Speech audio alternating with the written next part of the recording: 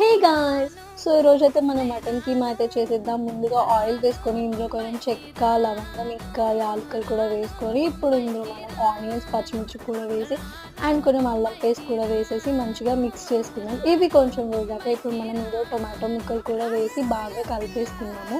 So, ఇది చాలా easy process అనమాట. ఇప్పుడు మనం ఇందులో కారం, ధనియాల పొడి, గరం మసాలా అండ్ సాల్ట్ కూడా యాడ్ చేసేసి మంచిగా మిక్స్ చేసుకోవాలి. సో, ఇలా చేసుకుంటే మనకి ఈ మటన్ కీమా అనేది చాలా త్వరగా కుక్ అయిపోతది. అండ్ ఇప్పుడు మనం ఇందులో మటన్ కీమా కూడా యాడ్ చేసేసుకొని మంచిగా మిక్స్ చేసుకున్నాము.